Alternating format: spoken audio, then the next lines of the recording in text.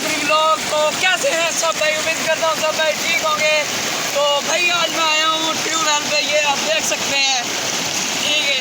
तो मेरे चैनल को सब्सक्राइब, लाइक और अच्छा सा कमेंट करना ना मत भूलना। और चलें हम आपको स्विमिंग करके दिखाते हैं, ये देखिए। और ये हमने ग्लव्स लगाए हैं ताकि हमारी आंखें खराब ना हो, इसलिए।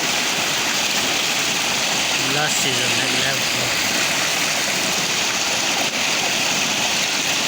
लुवन के पठान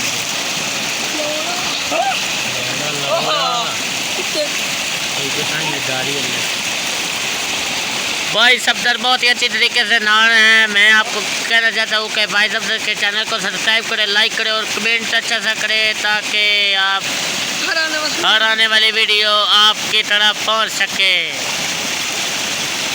बहुत ही मज़ा आ रहा होगा भाई सफदर को। गर्मी तो बहुत मज़ा आ रहा है, बहुत मज़ा आ रहा है। गर्मी तो हमें भी लग रही है, लेकिन हम घर से नहा कर आए हैं।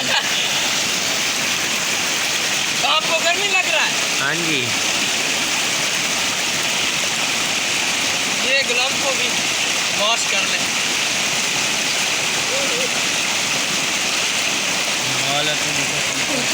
चौड़ी चौकने जा रहा है, जल्दी तो आता नहीं बनना।